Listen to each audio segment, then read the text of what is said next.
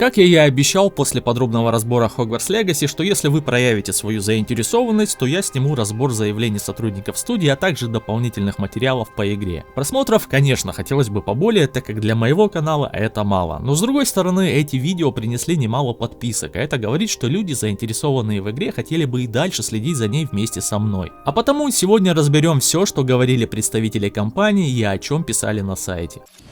И сразу хочется ответить на частые комментарии к разбору по поводу того, что я слишком придирчиво отнесся к различным вещам, показанным в кадрах, а также придрался к качеству наполнения и графики в некоторых сценах. Давайте по пунктам, почему у меня такие требования и почему они полностью обоснованы. Ролик, в котором нам представители компании рассказывают об игре, сразу же начинается с фразы: «Внимание к деталям, страсть и любовь команды к этому бренду просто поражают. Наша команда так рада взять всю ту любовь, которую они вложили в игру как фанаты, и подарить ее фанатам. Это игра, о которой они мечтали 20 лет». Я, как фанат Гарри Поттера, естественно, очень рад игре. Именно поэтому я слежу за всеми новостями касательно Hogwarts Legacy с момента неофициального слива в сеть кусков геймплея. И в итоговой части разбора я четко и понятно говорю, что я более чем доволен показанным, и мне все понравилось. Но если в кадре есть какие-то вещи, на которые стоит обратить внимание, как дерганые анимации, баги текстур, плохая проработка лицевых анимаций, плохая реакция статистов на происходящее, то почему об этом нужно молчать, если это есть?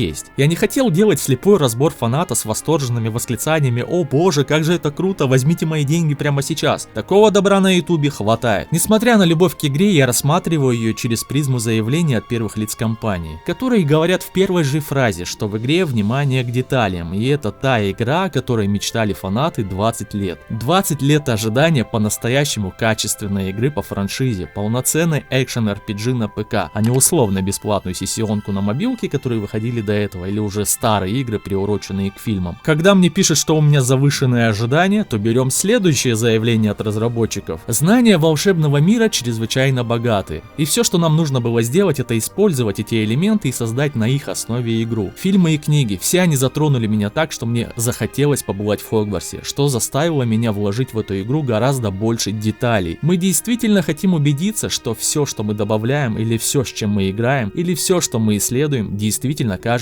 настоящим. Воплотить в жизнь очарование и любовь, все, что мы испытываем к книгам. А затем соединить это со знаковыми событиями из фильмов, которые узнают фанаты. Это просто идеальное рукопожатие между ними. Просто открытие, как будто видишь вещи, изображенные в первый раз. Может быть, они читали что-то и все время представляли это в своей голове, но теперь смогут наконец прикоснуться к этому, пройтись по этому месту. У вас есть все элементы, которые могут объединиться и создать удивительную ролевую AAA игру с открытым миром. И вот тут, собственно, и кроются все мои ожидания. Как говорится, за что купил, зато продал. Соответственно, и геймплей я рассматриваю с учетом того, что это AAA игра, а соответственно высокобюджетный продукт. Но тем не менее, на многих кадрах немало элементов, которые выглядят как элементы из малобюджетных игр небогатых студий. Как, например, голые задние виды, недостаточное количество визуальных эффектов, а также множество багов анимаций персонажей. Спрос с игры ровно такой, какой эту игру нам и представляют. Все по-честному. Я даже больше скажу, с моей стороны было бы максимально нечестно по отношению к вам, просто вопить как фанатичная истеричка в стиле: «О боже, 10 из 10, просто космос». Я думаю, вы пришли за непредвзятым мнением, и я его высказал. Есть конкретные ошибки, я их указал. С учетом заявлений, что разработчики хотели уделить максимум внимания к деталям, которые во многих сценах на самом деле отсутствуют. А также то, что они создают игру AAA класса, но которая во многих сценах технически выглядит среднебюджетной. Несмотря на то, что издатель далеко не бедный, что уж говорить о франшизе Гарри Поттера, которая известна, по-моему, каждому, имеет нереально огромную фанатскую базу по всему миру. А потому игра отобьется и выйдет в плюс в любом случае, сколько бы на нее не потратили. Но я также и обратил внимание на то, что нам демонстрировалась незаконченная версия игры, и об этом упоминалось в начале демонстрации. Я не первый год в индустрии прекрасно понимаю, и вам об этом сказал, что к выходу игру наверняка доведут до финального состояния, отполируют и сделают лучше. Но разбор был не того, что же будет будет дальше и гадание на кофейной гуще, а разбор конкретно того, что нам показали здесь и сейчас, покадрово. Даже если это не финальное состояние игры, это разные вещи, и это нужно понимать. Я, как и вы, обожаю вселенную Гарри Поттера, ну давайте откинем любую предвзятость и будем смотреть на все максимально честно. Среди показанного есть очень красивые, проработанные первоклассные сцены, и таких немало, и я на них ставил свои акценты. Но почему-то некоторые зрители придрались только к тем моментам, где я что-либо критиковал, и это не совсем справедливо. Ну и по поводу того, что мне не понравилась мультяшность в некоторых сценах. Мол, это же игра про волшебство, и тут должно быть все детским и мультяшным. Чего ты ждешь-то? Но как раз наоборот, фильмы о Гарри Поттере сильно отличались от всех выходящих до этого волшебных сказок и фильмов. С их маленькими летающими феями, которые выпускают звездочки из своих волшебных палочек, с их розовыми единорогами и прочим, по типу Алисы в стране чудес или волшебника страны Оз. Многих, в том числе и меня в свое время, и подкупили рассказы и фильмы о Гарри Поттере тем, что ко мне не относились как к ребенку только потому, что это рассказы про волшебство, пытаясь выставлять мир в детских декорациях. А напротив, убийство целых семей волшебников, темный маг в лесу, который питается кровью убитого единорога, чтобы поддерживать свою жизнь, максимально криповое лицо лорда, который как паразит на затылке своего носителя, и сцена с ним выглядит как кадры из какого-нибудь фильма ужасов про демонов, дементоры, убивающие заклятия, пытки, оборотни, снова убийства, политические передряги. Трудно называть эту франшизу детской и мультяшной, и этим мир Гарри Поттера выгодно отличался от других книг и фильмов про волшебство, которые выходили до этого. Что даже ребенок, читая книги, в некоторых моментах может по-настоящему пугаться, а многие вещи он и вовсе сможет понять только когда подрастет. А потому книги даже интересно перечитывать в разных возрастных категориях. Они интересны как детям, так и взрослым. И именно этот фактор сделал их по-настоящему популярными во всем мире. А потому и хочется, чтобы игра также сохранила эту особенность и не уходила в мобильный цветастый мультяшный дизайн со всеми этими звездочками, фейерверками при варке зелий, анимациями, как в дополнении про волшебство к игре Sims. И то, это даже не придирки, а лишь мое личное пожелание, чтобы игра больше опиралась на дизайн фильмов, нежели на предшествующие ей мобильные продукты по франшизе. Но для меня это не критично, лишь пожелание и не более. С этим, думаю, разобрались, а теперь движемся дальше.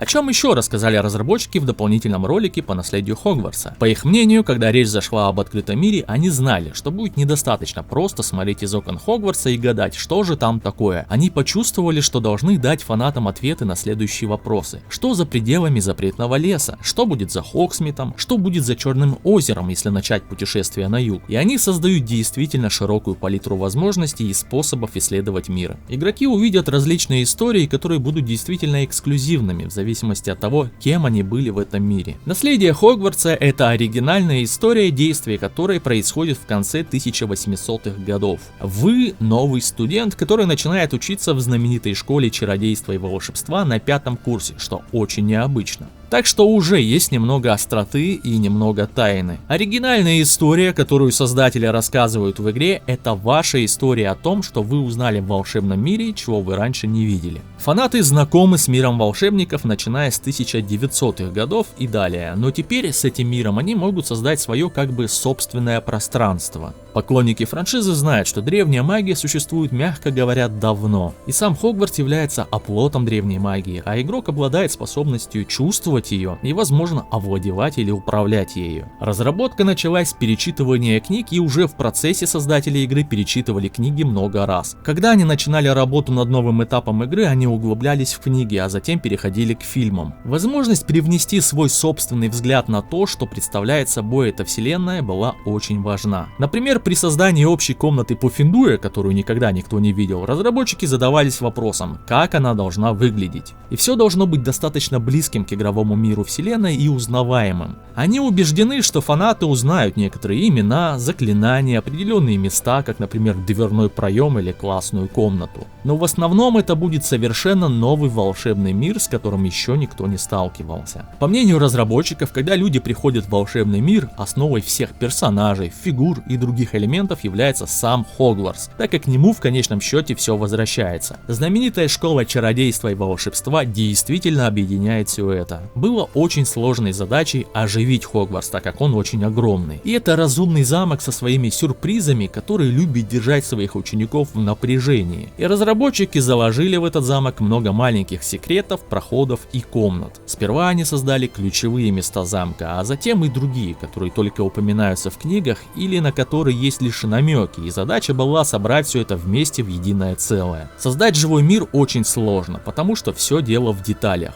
И художники по концепт-артам действительно вникали в эти детали, изучали историю и архитектуру. Создатели надеются, что когда фанаты будут играть в игру, то потеряются в ней так же, как и разработчики, которые просто выполняя побочное задание ловили себя на том, что бродят по Хогвартсу уже 45 минут, потому что он настолько прекрасен. Создатели игры считают, что сообщество фанатов будет в восторге от игры и им будет весело.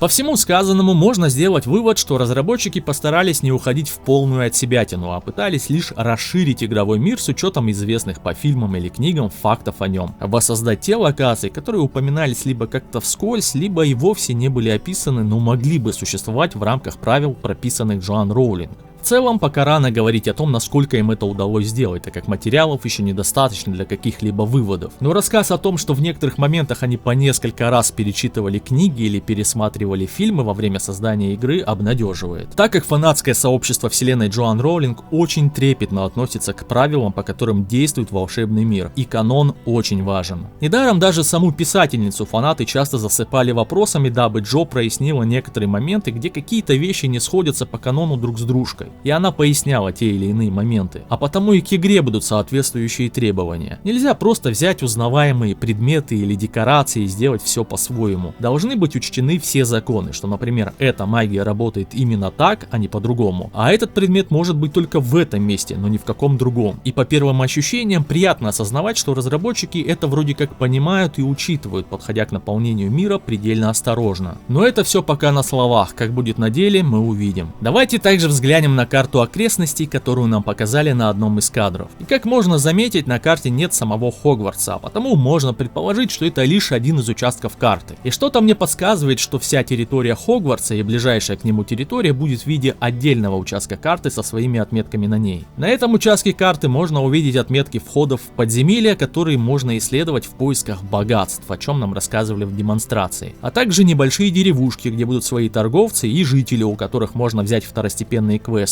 Помимо этого виднеются какие-то стелы, и мне кажется, что это нечто вроде точек, в которые можно будет быстро перемещаться. И мне понравилось ваше предположение в комментариях к разбору о том, что подобные места с зеленым свечением — это узлы перемещения при помощи летучего пороха. Вполне возможно, что эти отметки на карте как раз и соответствуют таким же точкам с зеленым свечением, какие мы видели во время демонстрации геймплея. Либо же это что-то наподобие мест силы, как, например, в том же Ведьмаке, где мы сможем получать какие-то знания и становиться сильнее. Если у вас есть еще какие-то догадки на этот счет, обязательно пишите в комментариях. На карте видно и какие-то цифры. Я думаю, что это технические обозначения зон для самих разработчиков. Возможно, зонирование по сложности и уровню противников. Уже по карте можно увидеть разнообразие ландшафта. Тут и леса, и озера, и горы, и поля, и что-то вроде болот. Определенно развернуться есть где. Судя по артам, местность в игре будет действительно отличаться. И очень надеюсь, что именно к наполнению карты подошли со всей ответственностью. Недостаточно сделать мир просто красивым, но важно, чтобы он не ощущался пустым. И сильно надеюсь на то, что разработчики справились с этой задачей. Ну и лично мне хотелось бы побольше именно пещер. Не знаю, как вы, но я прямо обожаю исследования данжей, особенно если они разнообразны и хранят в себе различные тайны и секреты. Я уже прям вижу, как кто-то вновь садится писать о моих завышенных ожиданиях от игры. Но вспоминаем, что нам сказали создатели наследия Хогвартса. Внимание к деталям, страсть и любовь команды к этому бренду просто поражают. Наша команда так рада взять всю ту любовь, которую они вложили в игру как фанаты, и подарить ее фанатам. Это игра, о которой они мечтали 20 лет.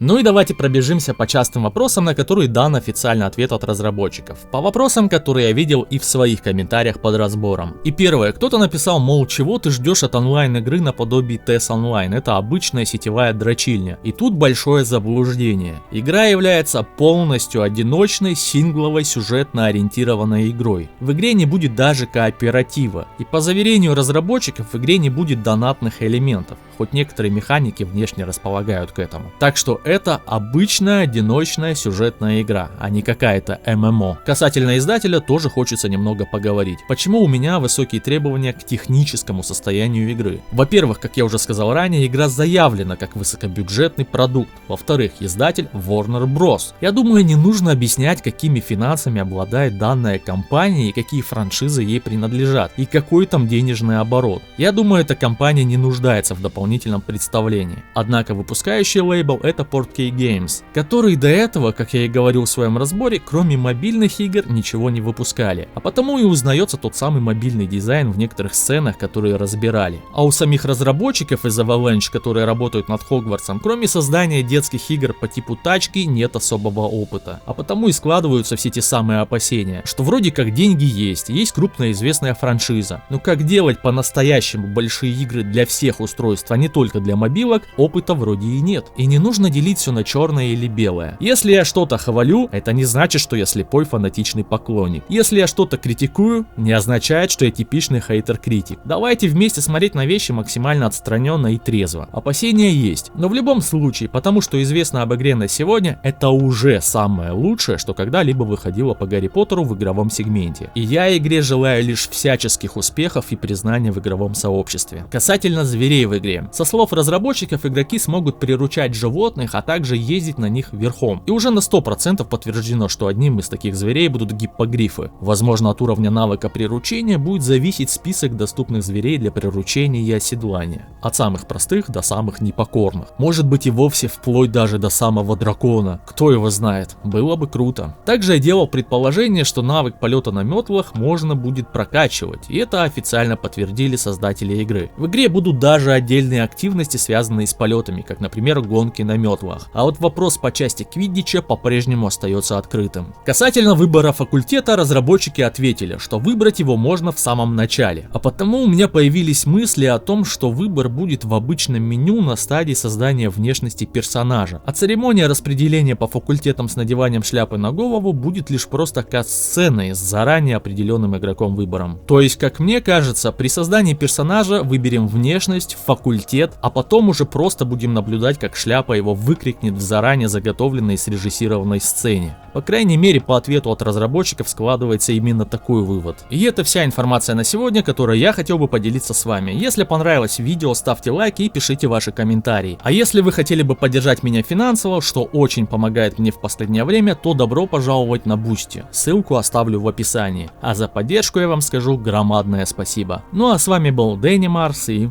до новых встреч.